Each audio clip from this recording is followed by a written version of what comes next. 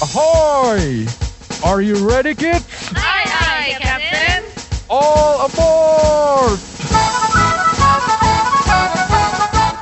Let's strike for Jesus born and see miraculous things happen. Choosing faith is a compass, and we can do anything. Don't worry, Jesus here with us. Don't worry, He's on our side through the storm and raging sea. Don't worry, Jesus is our captain. Aye, aye, Captain. Shalom kids. Wah, senang banget. Kita hari ini mau muji Tuhan sama-sama lagi. Sebelum mulai, kita berdoa dulu ya. Tuhan Yesus, terima kasih buat penyertaan-Mu selama seminggu ke belakang. Tuhan, sekarang kamu mau ibadah ini, Tuhan pimpin ya. Yang siap buat muji Tuhan sama-sama katakan, amin. Adik-adik, karena hanya ada satu nama yang layak dipuji, yang layak disembah, dan yang layak ditinggikan. Siapa namanya? Yesus. Coba sekali lagi bilang, siapa namanya? Yesus. Keren, bener banget. Kita mau sama-sama muji Tuhan ya. Ikuti gerakan kakak. Let's go. Segala puji syukur hanya bagimu Tuhan. Sebab kau yang layak dipuja. Kami mau bersorak, tinggikan namamu. Haleluya. Dari awal lagi. Segala puji syukur hanya bagimu Tuhan. Sebab kau yang layak dipuja. Kami mau bersorak, tinggikan namamu. Haleluya. Bentar dulu ya. Soraklah haleluya, soraklah haleluya, haleluya. Wow, wow, wow, wow. Soraklah haleluya. Kanan kanan. Soraklah haleluya, haleluya. Kita mau nyanyi dari awal lebih semangat lagi. Segala puji syukur hanya bagimu Tuhan. Sebab kau yang layak dipuja. Good. Kami mau bersorak, tinggikan namamu. Lambaikan tanganmu. Haleluya. Sekarang ikutin kakak lagi. Soraklah haleluya, soraklah haleluya, haleluya. Kiri. Soraklah haleluya, soraklah haleluya, haleluya. Sekarang kita mau nyanyi bahasa Inggrisnya sama-sama. Shout for joy, shout for joy, haleluya. Shout for joy, haleluya, haleluya. Wow, wow, wow, wow. Shout for joy, haleluya. Shout for joy, haleluya, haleluya. Sambil tepuk tangan di atas. Adik-adik ya. Shout for joy, haleluya. Shout for joy, haleluya, haleluya. Lebih lagi buat Tuhan, shout for joy, shout for joy, haleluya, shout for joy, haleluya, haleluya, haleluya, haleluya. Lagi kita mau bilang haleluya, haleluya. Coba yang percaya sorakan Jesus.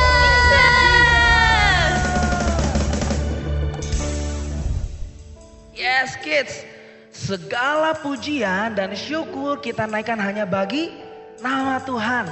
Sebab hanya Tuhan yang layak, Dia satu-satunya. Dan saat ini kita tahu bahwa pujian ini hanya bagi nama Tuhan. Ayo sama-sama kita mau nyatakan pujian dan syukur-Mu. Dengan kesungguhan hati sama-sama kita mau katakan. Engkaulah kekuatanku, Engkaulah kemuliaanku, Engkaulah segalanya. Sambil belajar lagunya sama-sama ya. Engkau permata yang indah, takkan pernah ku lepaskan. Engkaulah segalanya. Bagus, kita nyanyi dari awal lagi, katakan. Engkaulah kekuatanku, Engkaulah kemuliaanku, Engkaulah segalanya. Dia segalanya. Engkau permata yang indah, takkan pernah ku lepaskan. Engkaulah segalanya. Yuk sambil angkat tanganmu katakan. Yesus, domba Allah, mulia nama-Mu.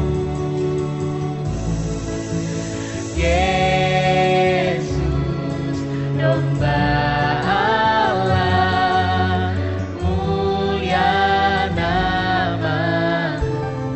Bagus adik-adik, saat ini kita mau nyatakan dengan kesungguhan hati kita. Kau hapus segala dosaku, segala celah dan maluku. Engkaulah segalanya, Kau segalanya. Saat jatuh Kau angkatku, saat haus Kau penuhiku. Engkaulah segalanya. Sambil angkat tanganku panggil Yesus. Yesus, domba Allah, mulia nama-Mu. Yesus, domba Allah, mulia nama-Mu. Yesus, Yesus, domba Allah, mulia nama-Mu. Kami memuliakan nama-Mu Yesus. Yesus, domba Allah, mulia nama-Mu. Mari muliakan nama Tuhan, katakan Kau segalanya. Kau yang sanggup pegang hidupku. Sebab Kau Allah yang besar Tuhan. Haleluya. Kita mau terus sama-sama muliakan nama Tuhan. Panggil namanya Jesus, Jesus. Jesus, Lamb of God, worthy is your name. Jesus, Jesus, Lamb of God, worthy is your name. Worthy is your name. Worthy is your name. Worthy is your name. Biar Kau semakin dimuliakan Tuhan. Biar Kau semakin dimuliakan Tuhan. Terima kasih Tuhan Yesus. Saat ini kami mau dengarkan kebaikan Tuhan lewat firman yang akan dibagikan. Kami siap untuk dengar firman-Mu. In Jesus name, sama-sama katakan amin. Hai kids, siapa di sini yang suka nolong atau pernah nolong orang? Mungkin teman kalian, saudara kalian, papa mama, atau bahkan orang yang belum kenal sebelumnya sama kalian. Pasti dari salah satu yang kakak sebutin tadi, kalian pernah tolong ya. Gimana sih perasaan kalian setelah ngebantu orang yang perlu pertolongan itu? Terus kalian bisa bantu mereka. Pastinya ya, kakak yakin perasaan kalian seneng banget, sukacita, bersyukur nih, karena kalian udah bisa ngebantu mereka. Nah, tapi kalian pernah nggak sih nolong orang yang pernah nyebelin sama kalian? Kira-kira kalian masih mau nolong mereka?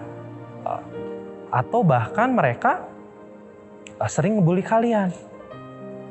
Nah, di dalam kisah Alkitab ada tentang perumpamaan orang yang mau berbuat baik hati walaupun dia nggak kenal, bahkan bisa dibilang orang ini musuhnya. Nah, waktu itu adik-adik ada seorang ahli Taurat, dia ingin mencobai Tuhan Yesus. Orang ahli Taurat ini bertanya sama Tuhan Yesus, "Guru, apa yang harus kuperbuat agar beroleh hidup yang kekal?" Tuhan Yesus balik nanya nih sama dia, "Apa yang kau baca dan kau lihat dalam hukum Taurat?" Dia bilang, "Kasihilah Tuhan Allahmu dengan segenap hatimu dan dengan segenap jiwamu dan dengan segenap kekuatanmu dan dengan segenap akal budimu. Dan kasihilah sesama manusia seperti dirimu sendiri." Tuhan Yesus bilang, "Benar, perbuatlah demikian."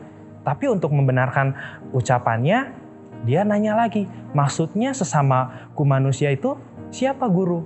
Tuhan Yesus waktu itu menceritakan tentang perumpamaan.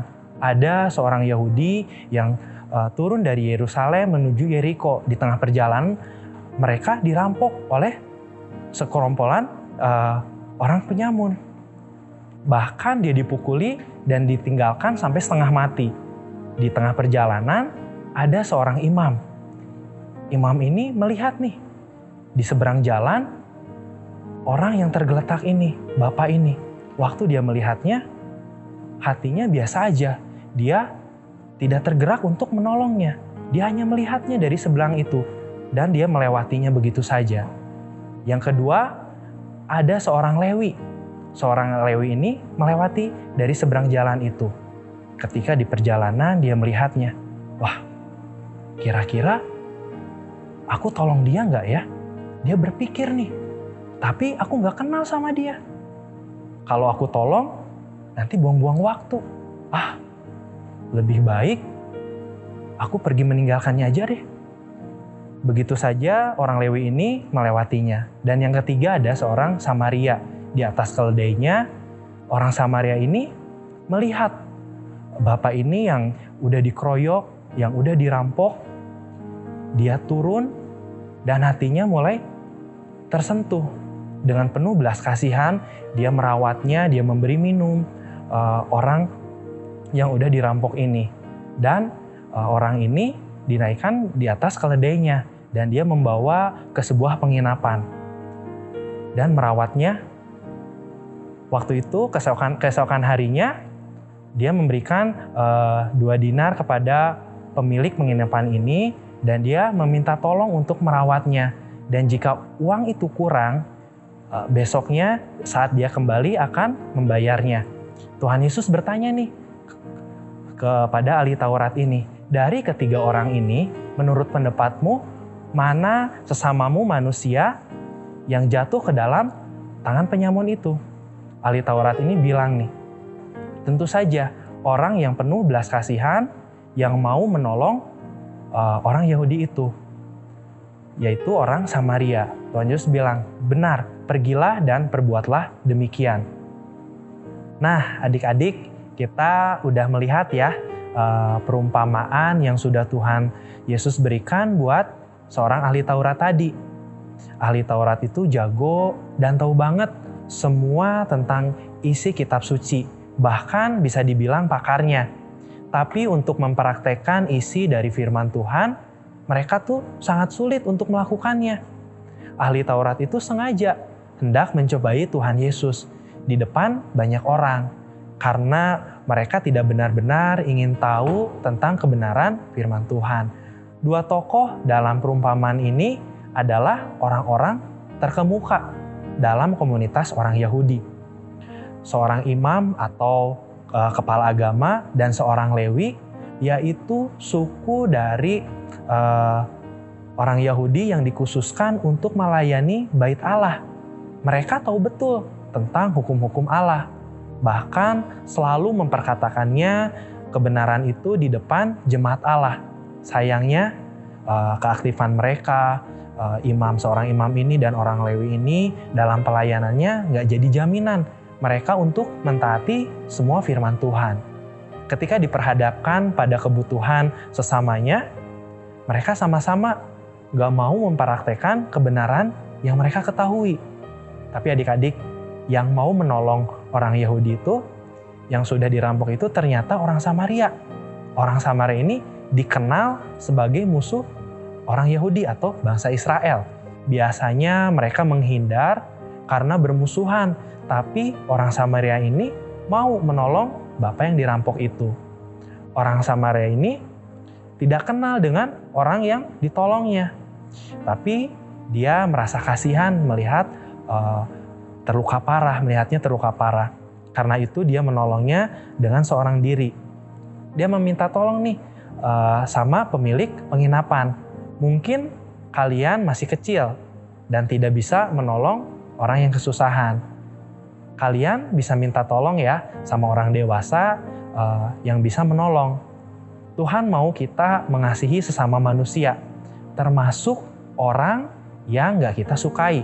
Misalnya ada teman sekelas kalian yang suka nyebelin atau jahat sama kalian. Tiba-tiba dia minta tolong dan kalian harus mau bermurah hati ya, dan harus mau menolong teman kalian. Jadi kalau orang-orang perlu pertolongan, tolonglah mereka.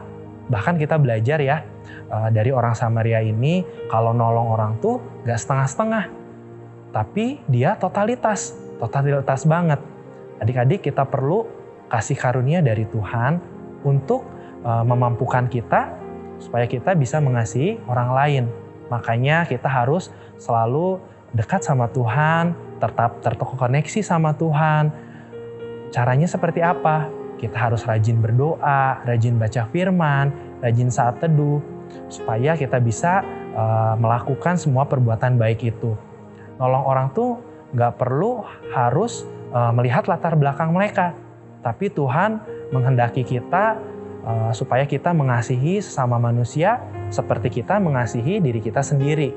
Artinya kita melihat kita memiliki kemurahan hati itu saat kita menolong harus tulus, harus sungguh-sungguh tanpa pamrih atau mengharapkan imbalan. Tuhan Yesus adalah contoh atau teladan yang paling sempurna karena Dia sudah mati di kayu salib buat menebus dosa kita semua. Nah, di dalam Matius 5 ayat 16, firman Tuhan berkata, "Demikianlah hendaknya terangmu bercahaya di depan orang, supaya mereka melihat perbuatanmu yang baik dan memuliakan Bapamu yang ada di surga." Nah, dengan demikian adik-adik, orang-orang akan melihat nih kasih Tuhan Yesus ada di hidup kita, asalkan hidup kita mampu jadi berkat buat orang-orang di sekeliling kita. Seperti visi Tuhan di tahun 2001 ini, yaitu tahun integritas. Apa yang ada di hati kita, apa yang ada di pikiran kita, apa yang kita ucapkan, dan apa yang kita lakukan, semuanya harus sesuai dengan firman Tuhan. Yuk adik-adik, sebelum kita akhiri firman hari ini, kita satukan hati, kita sama-sama berdoa yuk. Tuhan Yesus, terima kasih Tuhan buat firman yang sudah kami lihat dan kami dengar. Ajar kami Tuhan untuk memiliki hati yang baik Tuhan. Kami mau memiliki berbelas kasih yang tinggi Bapa.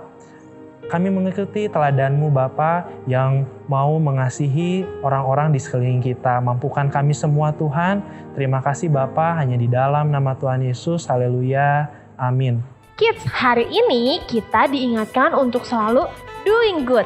Dalam Yohanes 15 ayat 10, Tuhan Yesus bilang, "Jikalau kamu menuruti perintahku, kamu akan tinggal di dalam kasihku. Seperti aku menuruti perintah Bapakku dan tinggal di dalam kasihnya." Tuhan Yesus sudah jadi teladan yang baik loh buat kita semua. Ia taat sama perintah Bapa di surga dan mau kita juga mengikuti teladannya dengan taat pada perintahnya.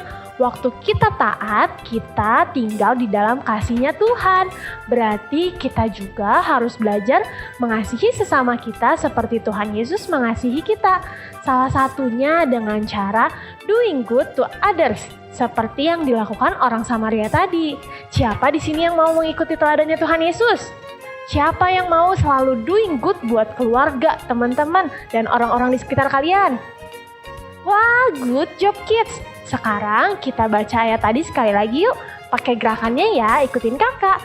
1, 2, 3. Yohanes 15 ayat 10. Jikalau kamu menuruti perintahku, kamu akan tinggal di dalam kasihku. Seperti aku menuruti perintah Bapakku dan tinggal di dalam kasih-Nya. Don't worry, Jesus here with us. Don't worry, He's on our side through the storm and the raging sea. Don't worry, Jesus is our captain. Kru Milka, kita main games yuk. Ayo, kita ajak adik-adik di rumah ya. Tapi games ini nggak bisa kalian lakuin sendirian. Jadi coba ajak papa, mama, kakak, adik atau siapapun yang ada di rumah kalian ya.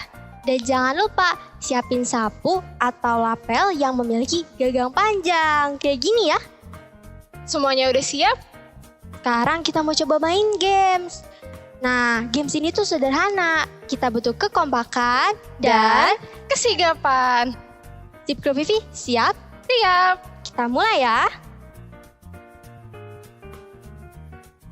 1, 2, 3. Wah, kita kompak banget ya. Kita mulai lebih cepat lagi ya. 1, 2, 3. Sekali lagi ya. 1, 2, 3. Wah. Gimana nih adik-adik di rumah? Udah ngerti belum cara mainnya? Nah, kalau kalian udah jago, kalian bisa tambahin kesulitannya dengan menambah jumlah pemain atau memperjauh jaraknya. Kalian juga bisa memperpendek tongkatnya. Sekarang kita mau coba games ini bareng-bareng ya. Tapi kita mau tambahin nih kesulitannya. Si Proicin bisa bantu? Nih tongkatnya. Kasih. Asik. Sekarang kita mulai lagi ya dari awal. Siap? Siap. 1, 2, 3. Wah, kompak banget ya. Kita ulang lagi ya gamesnya. 1, 2, 3. Sekarang kita bakal mulai sekali lagi dan lebih cepat. 1, 2, 3. Wah, kita kompak banget ya. Iya. Gimana kids? Gamenya seru kan?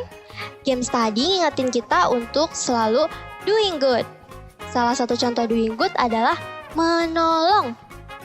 Kalian bisa mulai dari orang-orang terdekat kalian, yaitu keluarga di rumah. Siapa nih di sini yang suka bantu papa mamanya? Membantu papa mama adalah hal yang baik loh. Taat sama perintah orang tua juga itu hal yang baik. Iya, waktu papa mama nyuruh kita belajar, kita taat. Nyuruh kita mandi atau bebongga malam-malam, kita taat. Artinya kita lagi ngelakuin doing good. Kalau di rumah sudah terbiasa doing good, pasti waktu kalian keluar, kalian terlatih untuk selalu doing good juga. Dan bisa menjadi berkat buat banyak orang. Betul banget. Seperti games yang tadi kita mainkan. Itu untuk melatih kita selalu peka saat ada yang perlu ditolong. Jangan sampai tongkatnya jatuh. Sebelum jatuh, kita harus cepat-cepat untuk menangkapnya. Kita juga harus seperti itu ya di rumah atau dimanapun kalian berada. Lalu siap sedia untuk Doing good! Shalom parents, belajar dari kisah orang Samaria yang baik hati penting sekali untuk mengajari anak-anak kita mempunyai belas kasihan. Sehingga melalui hal kecil yang anak lakukan, mereka menjadi berkat bagi sesamanya. Belas kasihan dimulai dengan timbulnya rasa empati. Empati adalah mengenali dan berbagi perasaan dengan orang lain. Ini adalah pengalaman menempatkan diri kita pada posisi orang lain, sehingga kita bisa memahami bagaimana perasaan mereka. Bagaimana mengajarkan anak untuk memiliki empati? Ada 4 poin. Yang pertama adalah mengajarkan anak untuk mengenali perasaannya. Sebelum kita bisa belajar berempati dengan orang lain, kita harus memberi label emosi yang kita rasakan sendiri. Sebagai orang tua, biasakan menanyakan bagaimana perasaan anak-anak. Mungkin bisa dengan pertanyaan, apakah kamu merasa sedih? Apakah kamu sedang marah sekarang? Apakah kamu merasa bahagia? Atau bisa juga untuk anak yang lebih besar kita memberi pertanyaan. Menurut mama ada sesuatu yang tidak beres. Apa yang sedang kamu rasakan? Lanjutkan dengan menanyakan mengapa mereka merasakan hal tersebut. Hal ini tidak hanya membantu anak mempelajari lebih lanjut tentang perasaannya, tetapi juga mengajarinya tentang sebab dan akibat emosi. Bahwa situasi atau peristiwa tertentu dapat membangkitkan perasaan di dalam diri anak-anak. Ini menyiapkan fondasi untuk kemudian mengenali bahwa sebab dan akibat yang sama bisa terjadi pada orang lain. Poin yang kedua, bantu anak untuk bisa mengenali emosi orang lain. Pembelajaran ini bisa melalui kejadian sehari-hari. Misalnya, saat sang adik jatuh dan menangis, parents dapat menanyakan pendapatnya tentang perasaan sang adik pada saat itu. Bisa juga pada saat kita membacakan cerita Alkitab tentang Yusuf. Kita bisa menanyakan menurut mereka bagaimana perasaan Yusuf ketika dijahati oleh kakak-kakaknya. Poin yang ketiga, ajak anak untuk menempatkan dirinya di posisi orang lain. Ketika anak menyaksikan sesuatu terjadi pada temannya atau pada orang lain, tanyakan bagaimana perasaannya jika hal tersebut terjadi pada dirinya. Ada banyak sekali kesempatan dalam kehidupan kita sehari-hari dan dalam buku-buku yang bisa kita gunakan untuk mendorong anak-anak membayangkan diri mereka pada posisi orang lain. Poin yang keempat, ajarkan anak untuk mencari solusi. Langkah terakhir dalam proses ini adalah mendorong anak untuk mengambil empati dan membuat perbedaan. Kita mengajarinya untuk memiliki belas kasihan. Memiliki belas kasihan berarti merasakan kebutuhan untuk membantu meringankan penderitaan orang lain atau membantu mengubah situasi. Pada saat ini, anak misalnya melihat adiknya yang sedang sedih, tanyakan apa yang bisa mereka bantu atau apa yang bisa mereka lakukan untuk membantu adiknya agar merasa lebih baik. Mungkin anak akan menjawab, mereka akan memeluk atau mengajak adiknya bermain. Mengajar anak-anak untuk menjadi pemecah masalah sekaligus pencegah masalah akan mendorong mereka untuk membangun belas kasihan. Ini menunjukkan kepada mereka bahwa tindakan dapat memiliki konsekuensi, bahwa penting untuk mengatasi konsekuensi tersebut saat orang lain terluka, dan lebih baik lagi mengingat konsekuensi yang mungkin terjadi dan mencegahnya lebih awal. Parents, berlatihlah bersama anak-anak. Pembelajaran utama seorang anak dimulai dari rumah, dan parentslah gurunya. Tetap semangat parents, Tuhan Yesus memberkati.